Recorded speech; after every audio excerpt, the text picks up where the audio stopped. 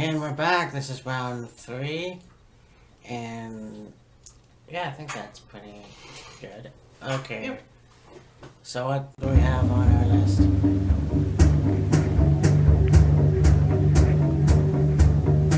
Next, we go to a guy that had a pretty good start to his career, although didn't really take off until coming to the WWE. He was a natural. Dustin Rhodes. Dustin Rhodes. Dustin Reynolds, yes. And I got confused when I was little because it's like, okay, so you're Dusty's son, but his name's Dusty Rhodes, and you're called Dusty Reynolds, and then you're married to Terry, who now is Terry Reynolds.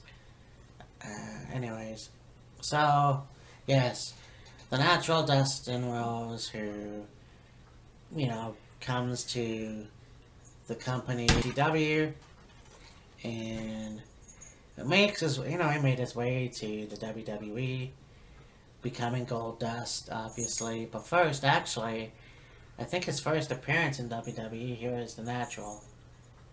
Unless I think his very first appearance in the WWE was he was in the audience at an event Dusty was wrestling on. It might have been like a Survivor Series or something like that. That was like, well, that was 91? Yeah. 90, 91, somewhere in there. Shit. But, yeah, Gold Dust, and of course, he had substance abuse problems, so there's a lot of speculation that he wasn't really with it at that time. But, it's Gold Dust. Then, with the Attitude Era, artist formerly known as Gold Dust, and that was an interesting thing. a lot of alter egos there, and then he was the main guy that started, in my opinion, the Attitude Era. He was the Attitude Era before the Attitude Era. Yes. Because here's a guy who comes down the aisle, he's got a blonde wig, he's making homoerotic things, he's doing sexual innuendos, and just very creepy. And, at that time, it's like, we're not really used to that kind of stuff. And then, just eventually went into the Attitude Era. But you get this guy that pretty much, Scott Hall didn't like him at all. Yeah. He had feuds with Ahmed Johnson. He had Savio Vega, the infamous street fight with Roddy Piper at WrestleMania 12. His thing with Blue Meanie in '98. Kind of an interesting thing to go through. Yeah. I think he's one of the last opponents for Brian Pillman.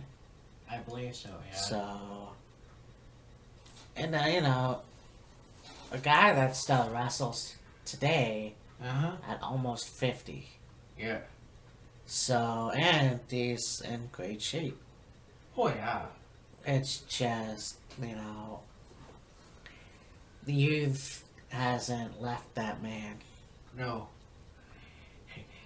You could say he's like a fine wine, just got better with age.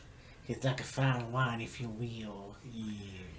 And in that, bringing in his brother, Cody Rhodes, brother from another mother, I guess. And then them also becoming a tag team, especially with Cody's Stardust gimmick. It's probably pretty cool. And then you have Gold Dust, who does the whole tag team route with Booker T and R-Truth and Brief period of time with Cody at Stardust. And Cody. And he did a brief stint with Cedric Alexander on 205, which proves that Gold Dust loves chocolate. So, Yeah, definitely worthy of being in the Hall of Fame. Oh, absolutely. You know, I think this guy also the man that gave, well, not gave, but lost to Triple H for the Intercontinental Championship. Yes. An ongoing feud with Hunter Hearst Helmsley. Right. So, yeah, definitely somebody that's worth going into the Hall of Fame. Yeah. So,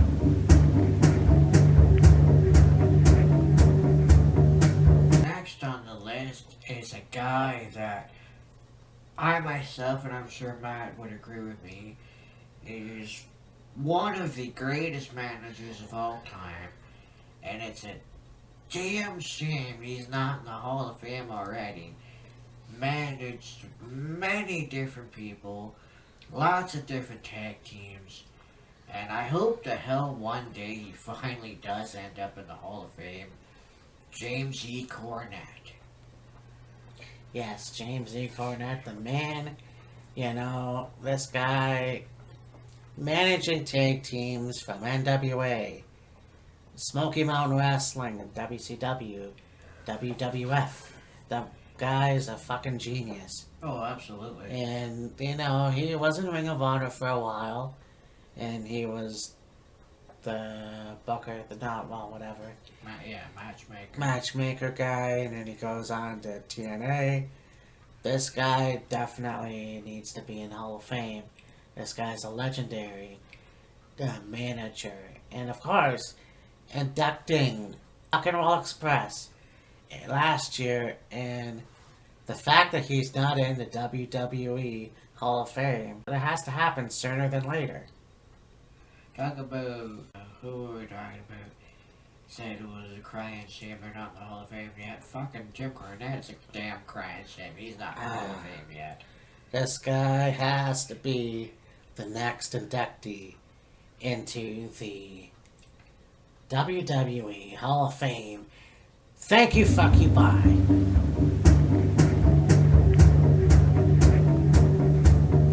Alright, next we go to a guy that it'll be interesting to see how it turns out. You could say maybe we think he should be in the Hall of Fame. Right? You could argue yay or nay whether or not he will ever come back to WWE. I don't know, but Ken Shamrock.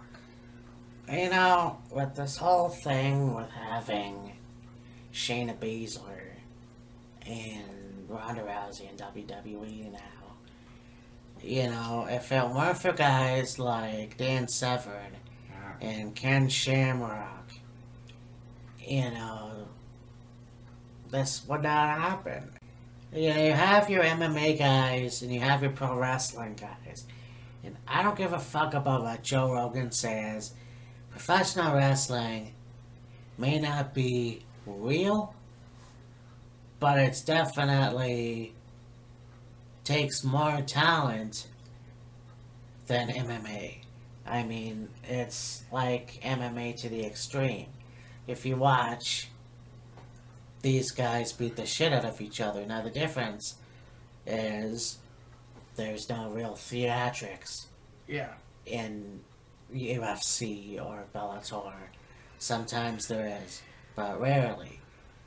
You got guys like Chael Sonnen and Quentin Jackson who are WWE fan or well wrestling fans.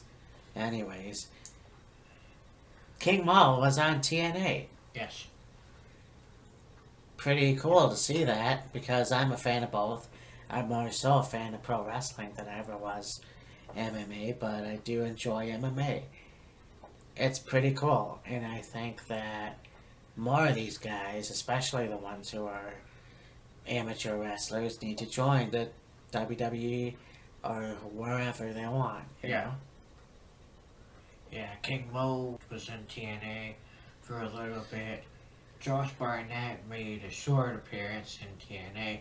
Of course, you got Bobby Lashley. Tito Ortiz. Yes. Oh, Ken Shamrock was in TNA as well. He was the NWA Heavyweight Champion, Yeah. so. But, I wish I would have saw that. yeah. It was interesting. Next we go to a guy, well, quite frankly, was King Kong after Brody, King Kong Bundy. Oh, yeah. And, you know, this guy was actually in WCCW. Yes, He had hair, you know. surprisingly, but he And, did. you know, this guy that was a WWF wrestler and definitely should have been the WWF champion. It was a shame that things turned out the way they did. I mean, you had that opportunity at WrestleMania 2, and the unfortunate part is that never happened. And with Hogan could have got it back eventually, Yeah. but you know, he left for a while. I think he was in WCW. Probably. Yeah, he came back. He had a match with the Undertaker. You know, a guy that should be recognized as a Hall of Famer. He definitely laid the groundwork for being also a part of the Heenan family. Yes. You know, a second largest guy there besides Andre. Yes. So, yeah, definitely. And you know what, too? Is the inspiration for Married with Children. Yeah, basically. So, there's that, you know. Yeah. This guy's definitely long overdue for a Hall of Fame induction.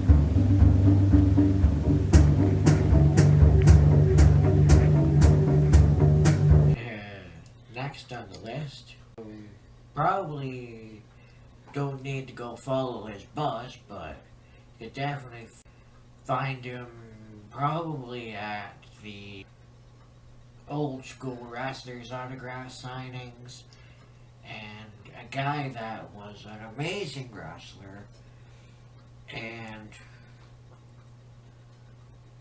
definitely, I think, could be in, well, definitely should be in the WWE Hall of Fame or a Hall of Fame of some kind. Lex Luger. Yes, yeah, for sure. I mean, Lex Luger had a stellar career in NWA. He was in WCW WWE. right before going to WWE as the narcissist. Yeah, Bobby Roode's plan to, you know, get another American, or not American, well, he eventually did that, but a guy that definitely had the narcissist attitude, so why not call him the narcissist? The whole Lex Express thing was, it was interesting. I mean, at that time you had United States versus basically anything that wasn't American, so I solely remember for Survivor Series 93, you had Team America versus Team. So it was like Lex Luger, Steiner Brothers, Tatanka, and somebody else versus Yokozuna, Head Shrinkers, the Quebecers, maybe. I can't remember everybody, but I do remember how cool it was just to see the magazine and how the artwork looked, and that match would have been cool to see. I didn't actually see it, and if I did, I don't remember it, but Lex Luger was another wasted opportunity, only because he didn't become the WWF champion when he should have. Yeah. But I won't get into that. Right. I just feel like that could have happened, and unfortunately, you know, going back to WCW, and he was a part of the NWO. I think he was United States champion. I believe I don't know if he was world champion again. But So. because of the spine stroke, there's a name for it, but I can't remember. The fact that, you know, he lost all that muscle weight, Yeah. and he ended up in a wheelchair for the rest of his life.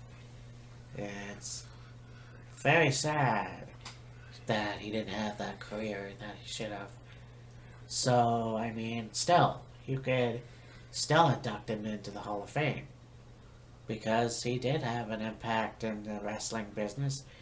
That's just, it wasn't what it should have been.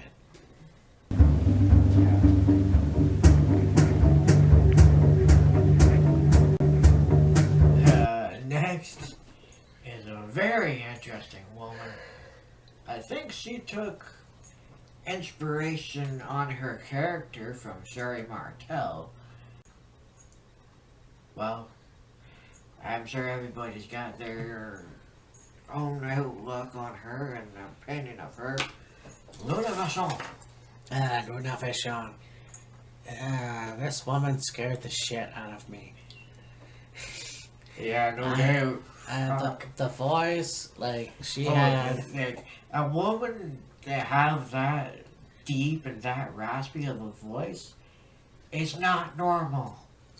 And, you know, being the daughter of Mad Dog Vachon and finding out later that, yeah, she's from Quebec, so she has that smoker's voice, that, and, you know, that flame hair, well, the lightning bolt hair, whatever. Yeah. She was just very eccentric, and her feud with Sherri Martel was kind of like, holy shit, you know. And it was kind of scary, and... I mean, you had two women that are just wild and crazy and violent and aggressive and intense and just an intimidating. Oh, yeah. A heartbeat. Well, I mean, and you thought Sherri was interesting, you know, you get Luna into the picture. I mean, you already had, you know, Bull Mancano and Leilani Kai coming to the WWF. So it was definitely not the greatest women roster, but definitely scared the living shit out of you. Yeah, definitely.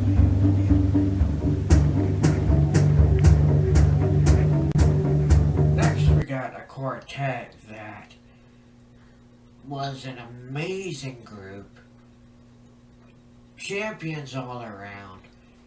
Their individual careers were next level and I think definitely worthy of a Hall of Fame honor. Evolution.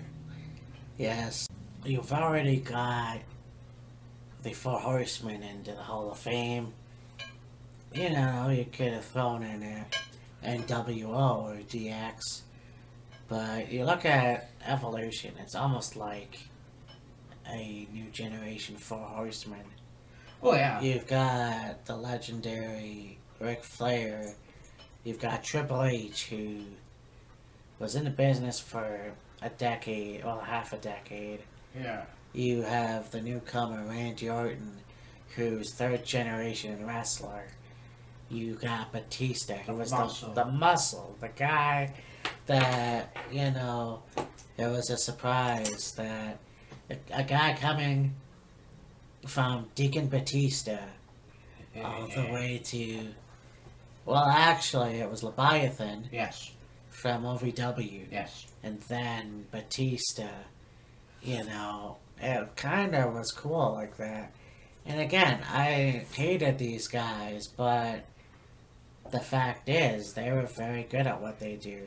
Stable. That's what they should be. A hated group. And the fact that this is kind of the persona that they had, the whole, you know, we're rich and we're gonna wear suits and gold chains and all that shit. That's pretty helicopters and all that. You know, it's like, alright, it's Four Horsemen 2.0. Essentially.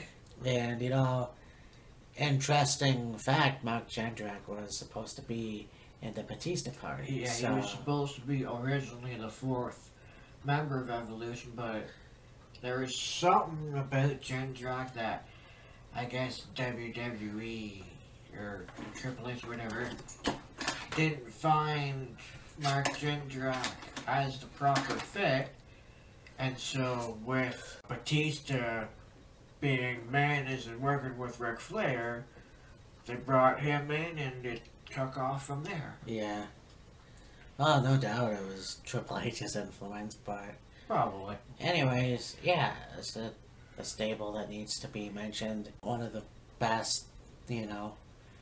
And who knows, maybe it'll happen someday. No, that'll be Ric Flair's third induction into the Hall of Fame. Stop reading my mind. I know. I was just about to say, do you know what would be the crazy thing? On the off chance that Evolution does get into Hall of Fame, that would make Flair a 3-time Hall of Famer. No. Nobody in the history of the business has been a Hall of Famer 3 times. No, not really.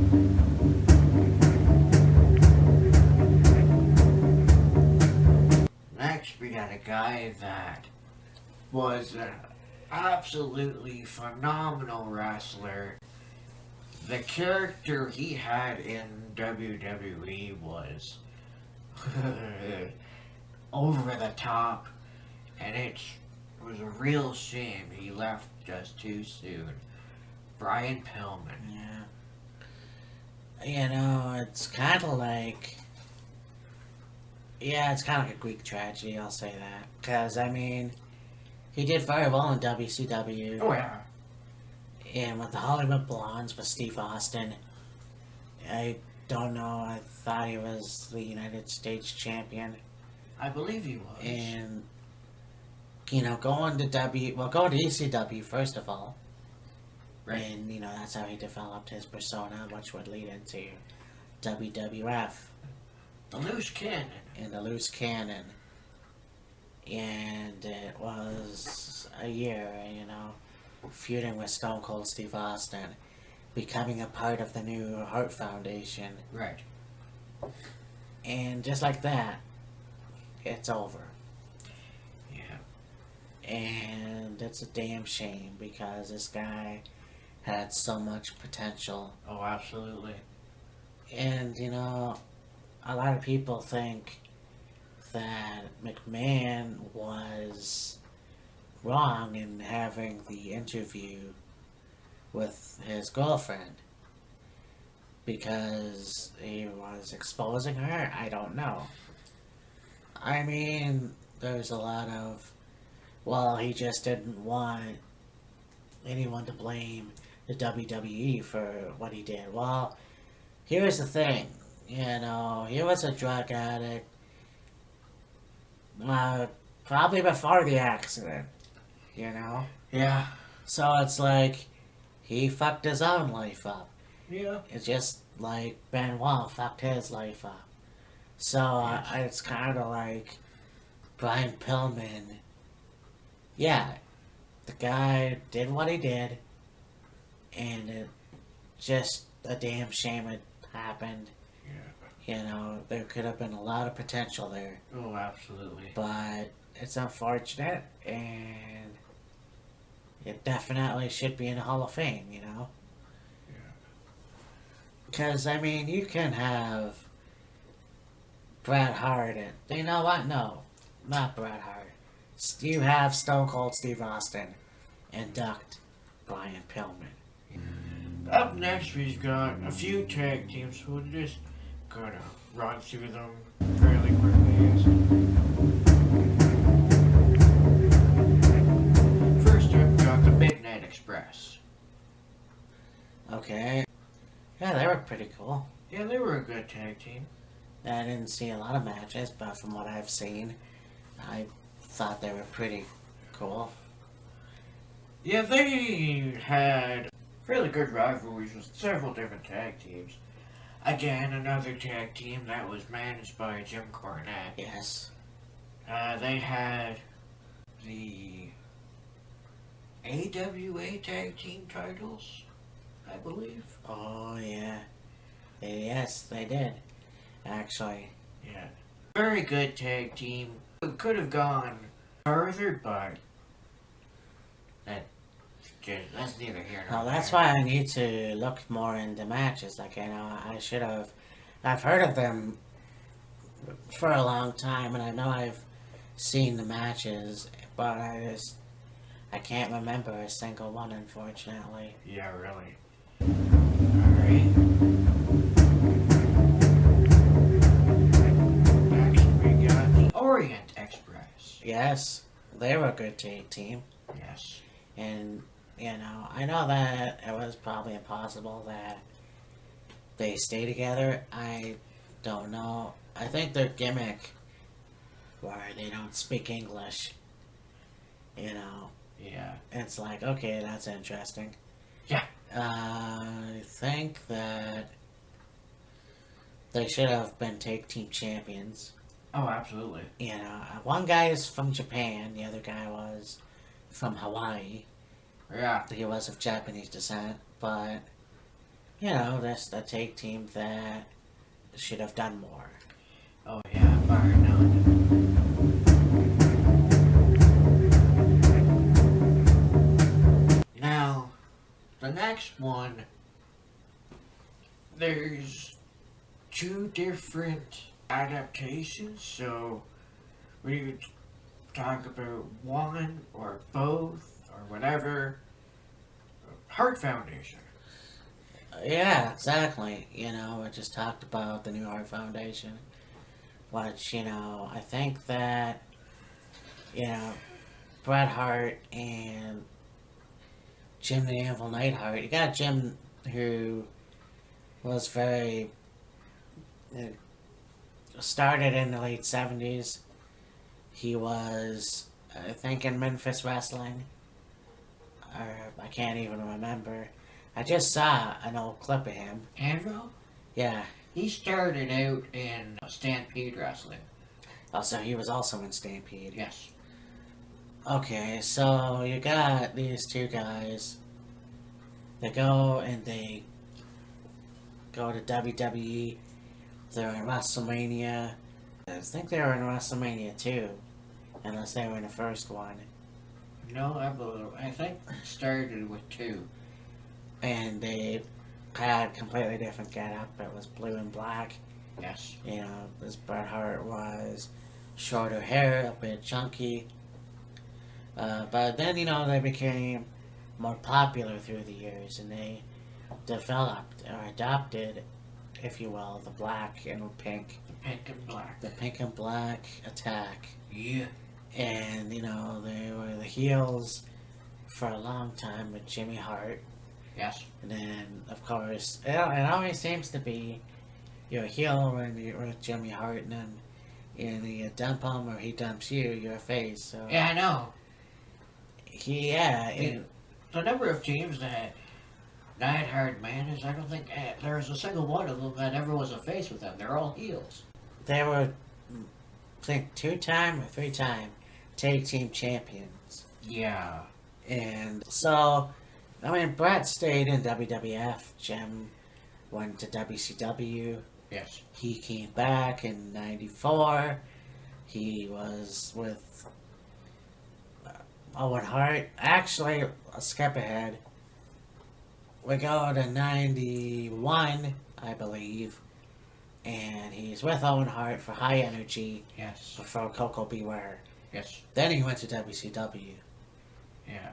And then he came back, he managed Owen Hart again as a heel. Right. Then he went back to WCW, I believe. I'm not sure about that, because this is the part where it's kind of hazy. But then, of course, coming back in the new Hart Foundation with him, Owen, Davey Boy, Brett, and Pillman. So that was pretty cool. And yeah, so I think that the Hart Foundation, regardless who it is, needs to be inducted into the Hall of Fame. And you could have Jimmy Hart even induct them, because I'm trying, because unfortunately we don't have Davey Boy, Owen, or Pillman anymore. So you have that to look forward to. You know, this was just a great take team. Oh, absolutely. One of my favorite theme songs of all. So, Yeah.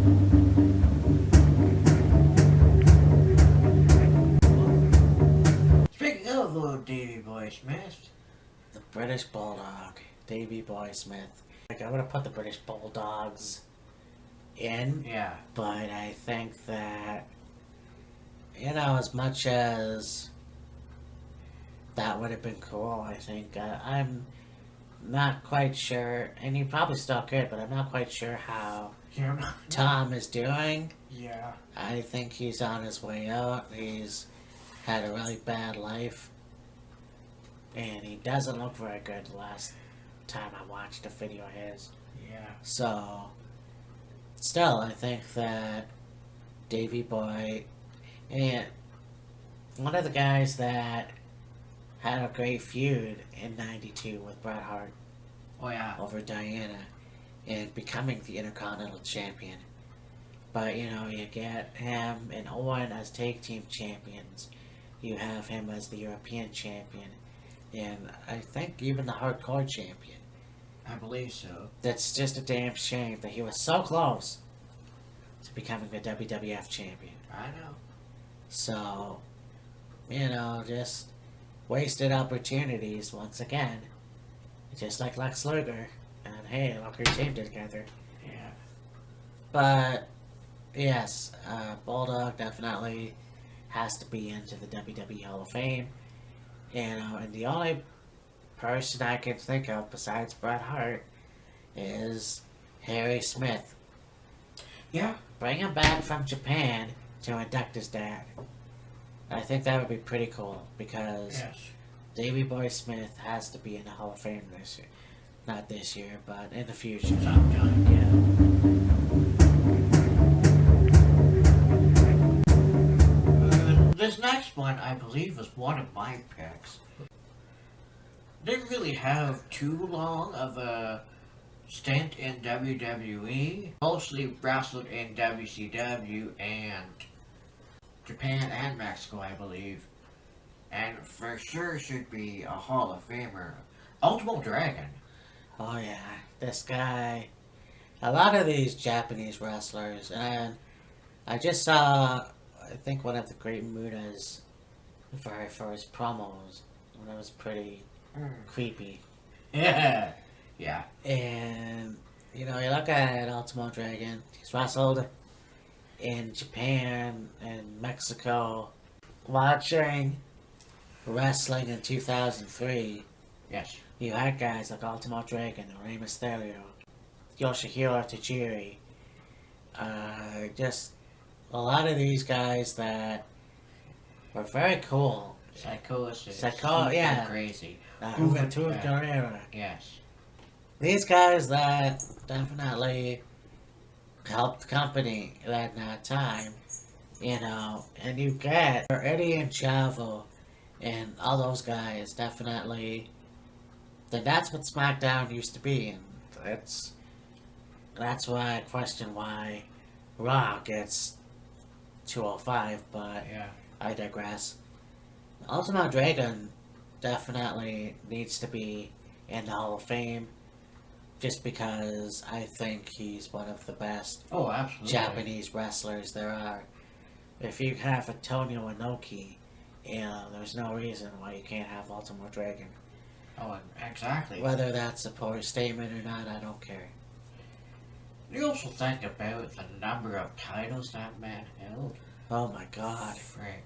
I mean, he'd be walking to the ring or have a match on WCW, and he could easily have 8, 10 titles with him. Yes, He was just a phenomenal wrestler. you got that right.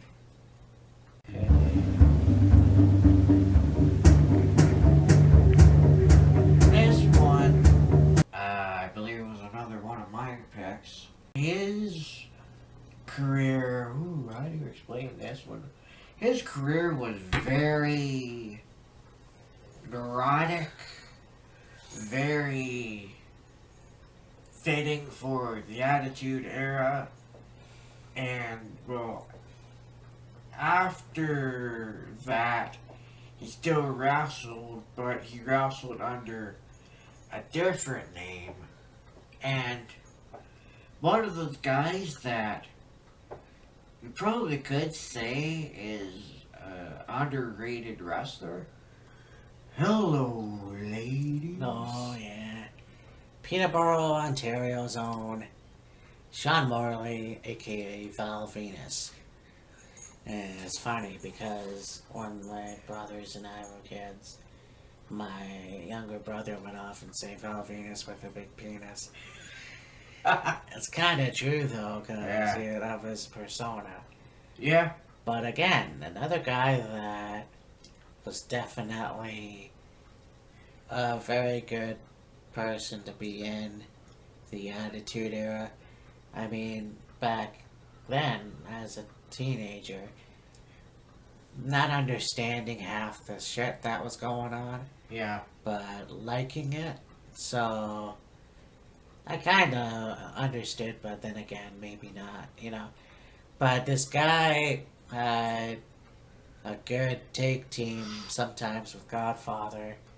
Yeah. You know, him being in Right to Censor, eventually Intercontinental Champion, European Champion, interesting feud with Kai and Tai.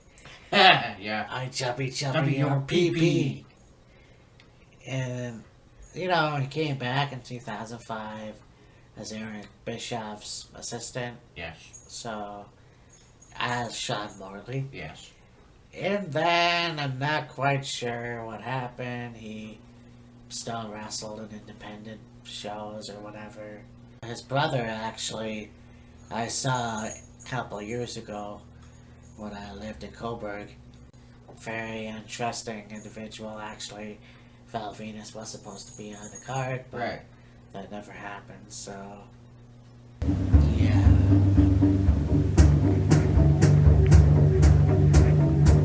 Next is a woman that the start of her career was very unique, very unexpected, and at times creepy. But aside from that, an amazing wrestler, multiple time champion in 2 different companies, and I would say very much deserving of a Hall of Fame induction whenever she finally decides to retire. Yeah. Mickie James. Yeah, I mean, Mickie James is still young. And Yeah, she's like 37, 38. oh, she's gonna be 39 this year. Yeah. But in any case, you know, one of the, you know, craziest, you know, you thought AJ was crazy. You look at 2006 feud with Trish Stratus. You have Mickie James, who was in Ring of Honor, I guess, which I wasn't watching at the time. You have TNA. She was there like before Hardcore Country. Yeah. And before coming to WWE. Yes. And then coming back 2 years ago Yes. in NXT. And she still has it. She's still, I mean, obviously she's older. Yeah. They had it with that stupid storyline with Alexa Bliss. Yeah. But she still has it, you know. Whether or not they'll put the title back on it, I don't know. Yeah. But there it is. I think that she definitely needs to be in the WWE Hall of Fame.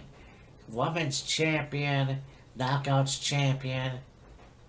I don't think Ring of Honor had a women's division at that time, No. so I believe she was also Divas champion. maybe. So yeah. Well, definitely women's champion for sure. Yeah, so let's throw her in there. Let's have Mickie James, you know, just this hardcore country down home, whatever. Let's put her in the Hall of Fame. Why not?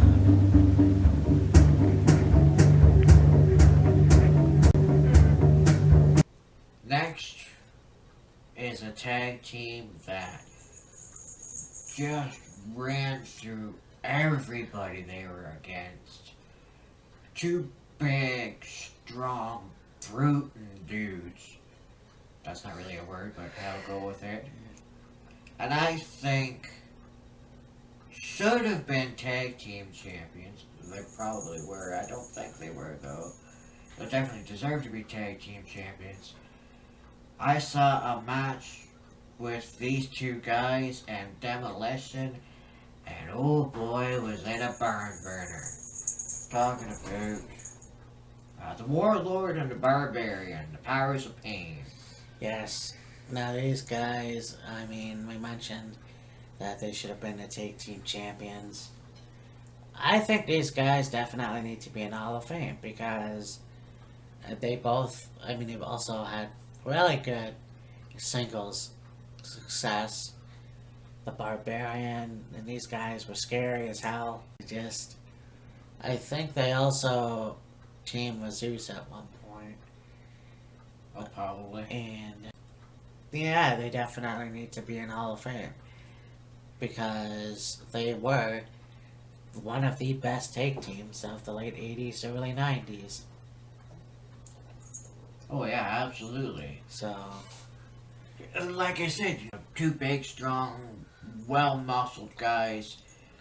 They feuded, like I said, with Demolition and pretty much every tag team, I think, throughout their run in WWE in the 90s. for sure. And, yeah, more than likely worthy of a Hall of Fame induction.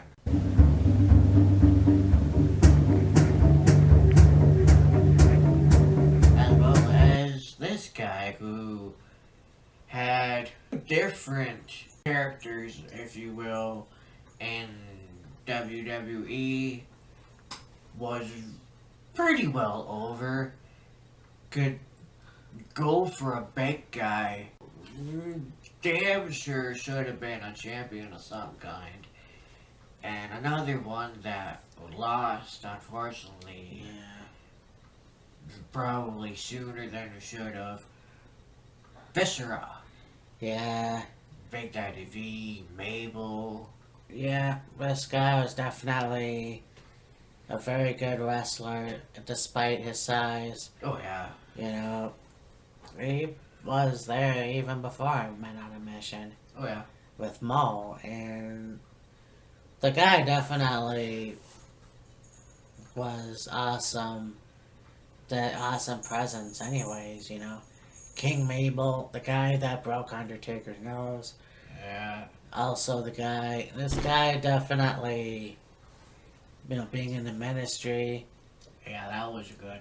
ECW champion, that's probably the only championship he's had. Yeah. You know, he's been in other promotions. The last time I remember seeing him was probably traditional championship wrestling, which was kind of like a attempt at bringing the old school thing back. Yeah. So, I mean, that was the last time, and he got bigger than ever, so obviously, you know, your health isn't going to be great, and that was actually, you know, the last time. And then, shortly after that, we lost him. Yeah. But, anyways.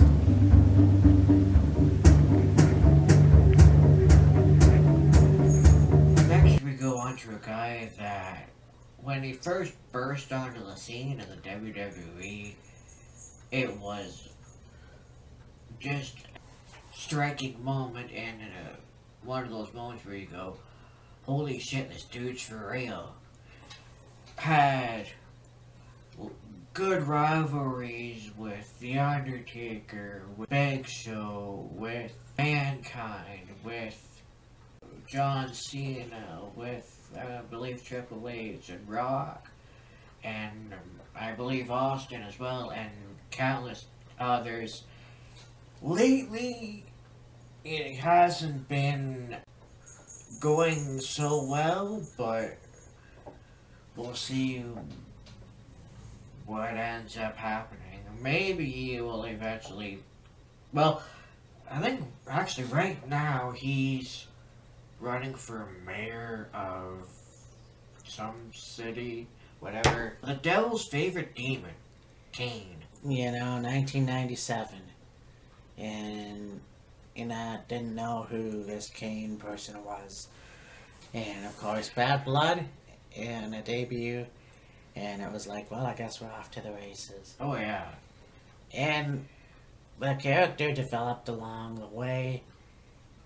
The first and only WWF champion, beating Stone Cold Steve Austin and then losing it the next night. The guy pretty much had various transformations through the years, with the whole red and black onesie or whatever you want to call it. Yeah. The muscle shirt that's red and black, and without the mask, and with the mask, and Yeah. it's like, and then you get this whole corporate bullshit. Yeah.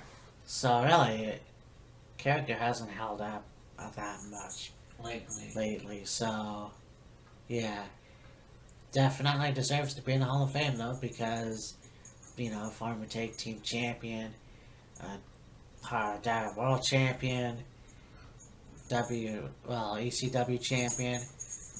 Even if you want to just do Glenn Jacobs, you could have Isaac Yankem.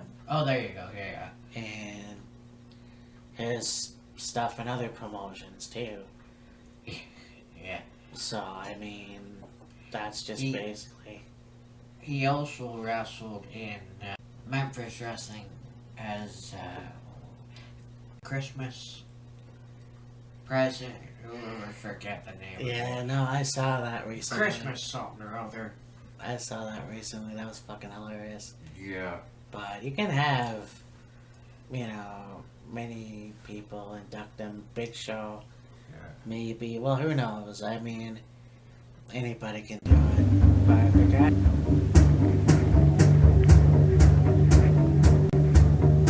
Next is a guy I don't really know a whole lot about, but is mentioned quite a bit.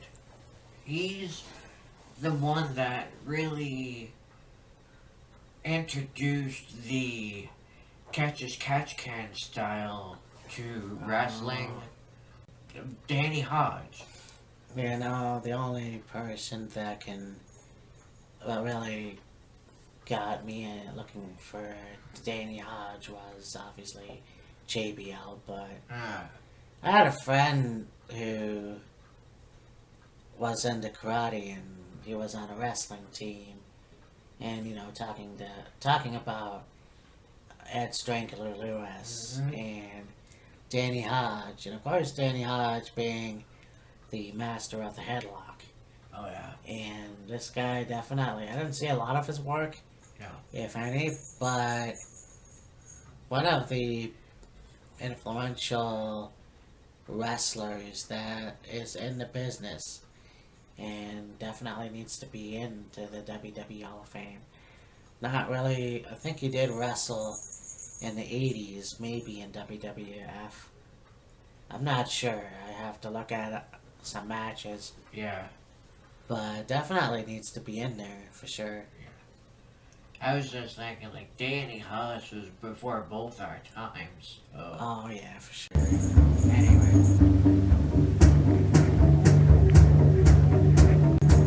On to a guy that had a really good wrestling career. Started in Calgary, came to WWE, had a good run in WWE, held various different titles in WWE, whether he was a face or whether he was a heel. He did admiration of the guy. Unfortunately, an accident took him way too soon. Owen Hart. Yeah, what's the saddest thing I could think of, is that the guy was taken way too young. And, you look at the history, this guy was probably one of the most fun-loving human beings there were. Oh yeah, the stories of the pranks he would pull on he people. loved to rip everybody. Oh yeah. You know, everybody that thought of Owen smiled. And the fact that this was such a senseless fucking tragedy that I believe was, you know, it could be wrong, brought on by Vince Russo. You know, you can't tell me that, okay, because Vince McMahon assures everybody that, you know, you don't do anything I wouldn't do. Well, you tell me who changed the fucking wires. Yeah. Because everything was fine. And I know that Owen Hart was afraid of heights. Yeah. I mean, I'm afraid of heights. I probably wouldn't have done what he did. But he was brave enough to do it. Yeah. You know, the fact of the matter is, it was the worst time that it could happen. Brett just left the company. If Brett would have stayed, Owen would still be here. Probably, yeah. I'm sure of it. And Yeah. former Intercontinental Champion, former WWF Tag Team Champions, King of the Ring. You know, I wrestled in Japan, wrestled, of course, in Stampede Wrestling. Yep. Just an all-around great guy. And it's such a shame that he is no longer with us. Yeah. And, you know, next year is going to be 10 years since we lost him, and look for that video. Yeah. We'll do something, I know, and Oh, yeah. I'm sure. But yeah, somebody that definitely, you know, will be missed.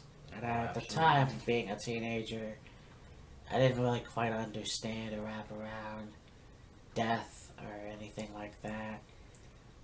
But obviously, knowing now, I'm kind of a little ashamed of my 14-year-old self Yeah. for many reasons, but Owen Hart definitely needs to be in the Hall of Fame for sure. Yeah.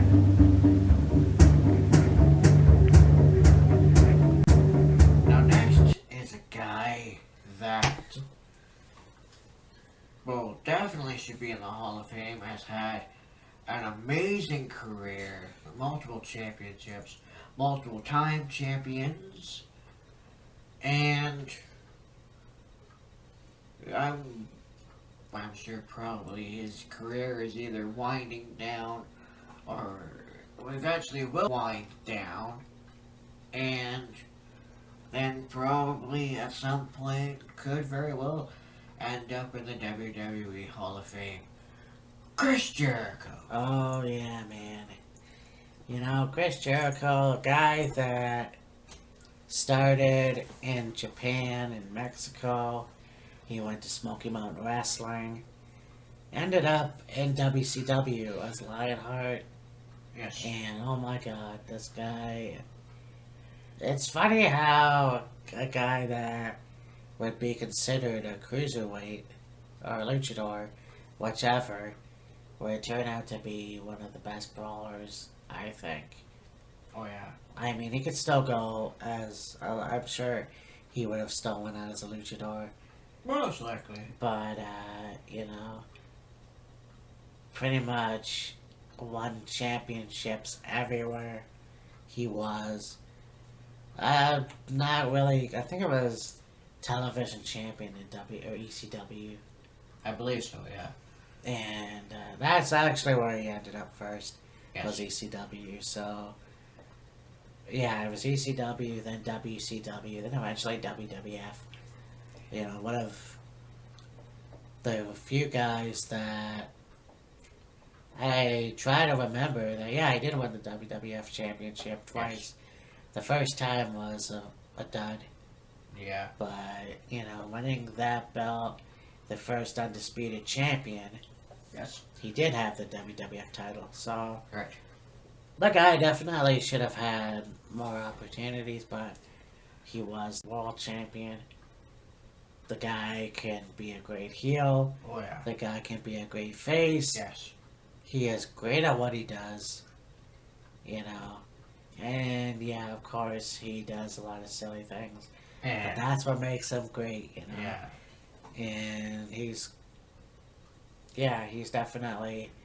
I think I'm a little concerned though because of that rant that he made on his podcast. Yeah. And he's right. But imagine if somebody fucks around while he's trying to do a speech and yeah, Chris Jericho's gonna raise some hell. Probably, yeah. But Chris Jericho should definitely be in the Hall of Fame for sure. Yes. And finally, we go to a guy that, without question, should be a first ballot Hall of Famer. Has had an amazing career. His career seems to be winding down. Has it come to an end completely? I don't know. But we'll see.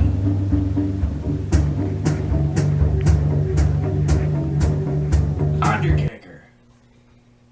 And it makes me wonder why they want him to wrestle again. I mean, the guy definitely. See, this is my problem right here. So you have a guy that is legendary in the business, Oh, yeah. and not just WWE/WWF. He was in WCW.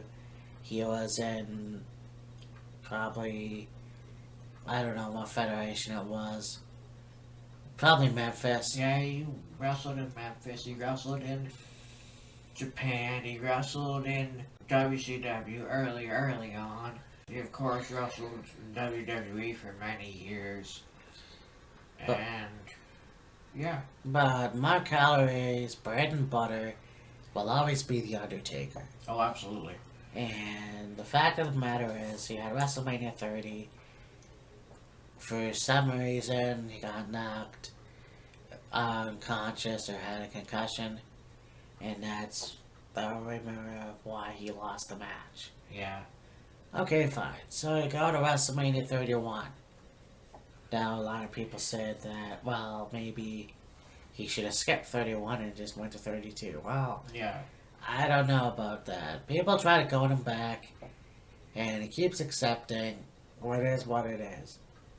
He had an okay match with Bray Wyatt. Yeah.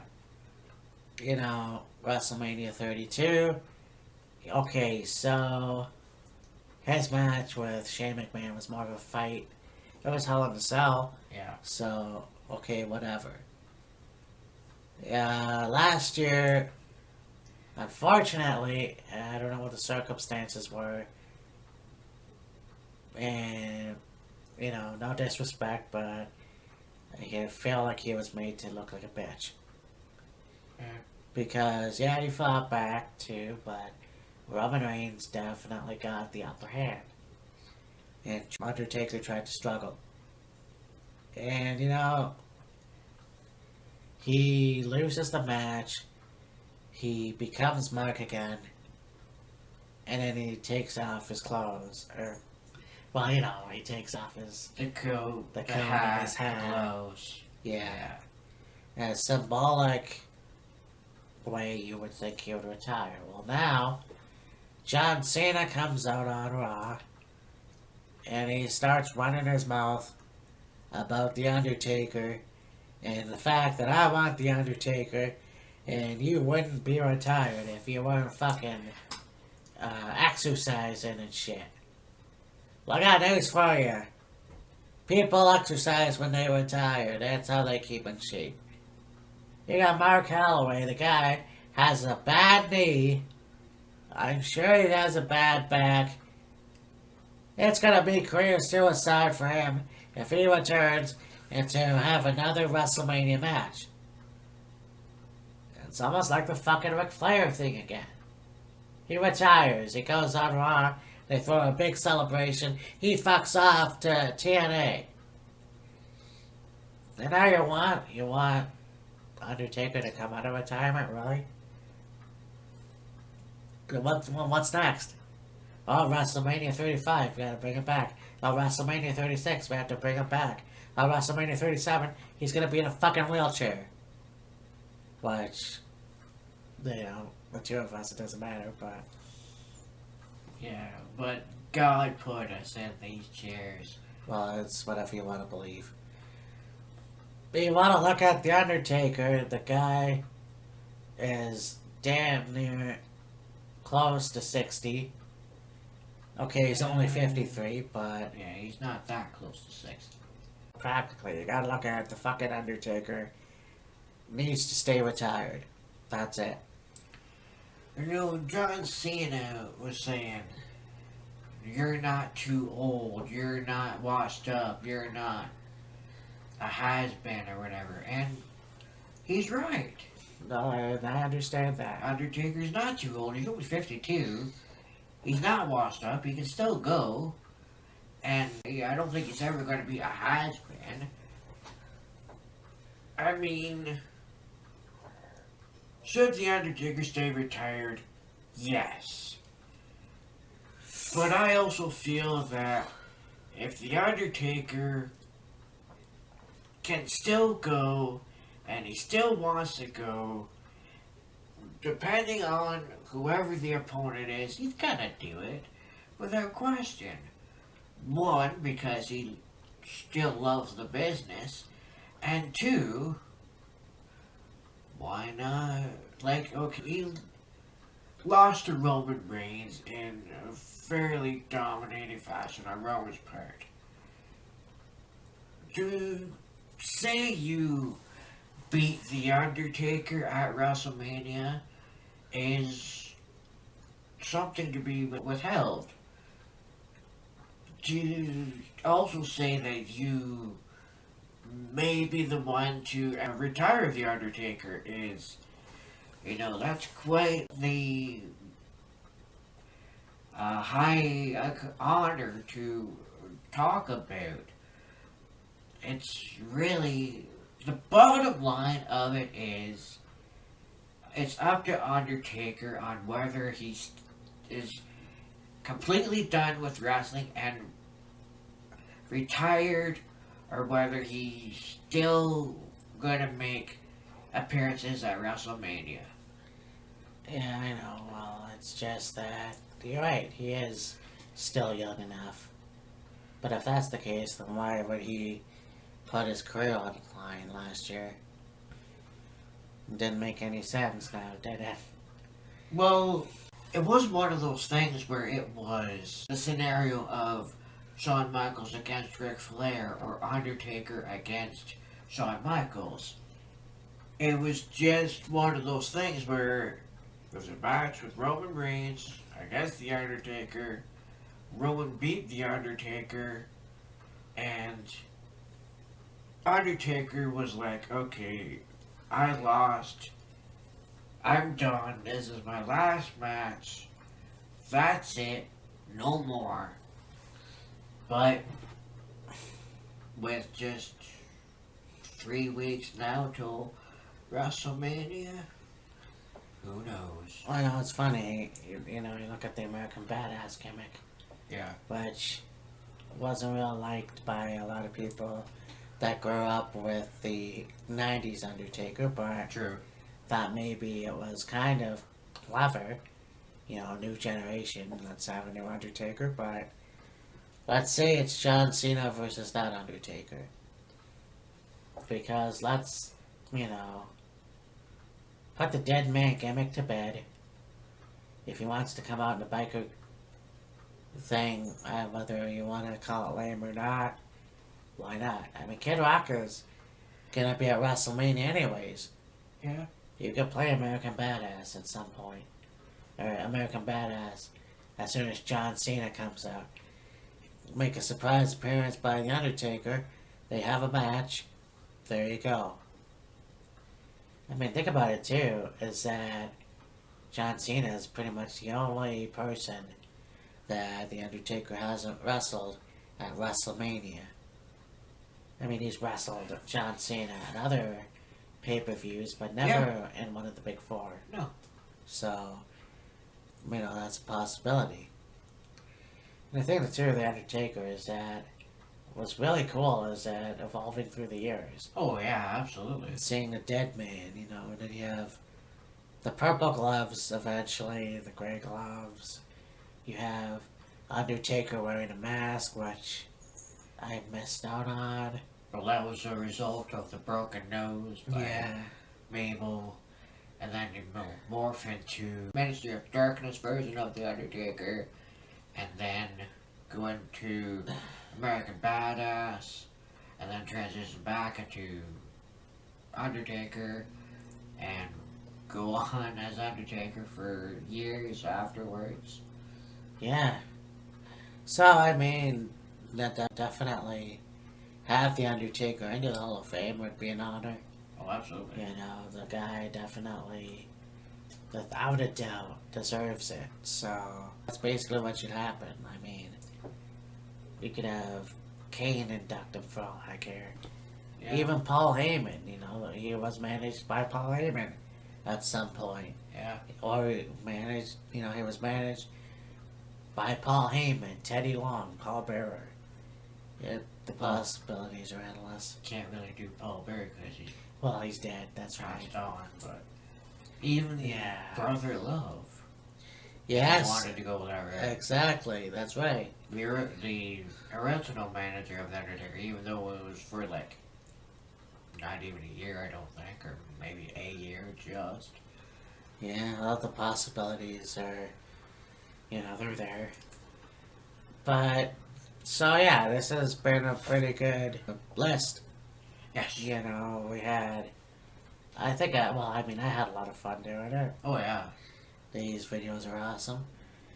You know, I think the only thing the Undertaker should have captured, though, was the Intercontinental title. Yeah. That never happened, and you know, a shame one of your biggest stars is not a triple crown champion. Yeah. But next week we're gonna do our look back at WrestleMania 30. Yeah. Which emulated in the Superdome. I was gonna be the Hulk Hogan and say Silverdome. Yeah. But yeah, not great, but not WrestleMania 27 bad. True. So, for Killer Kyle, this is me, Matt, and we'll see you next week. Yeah.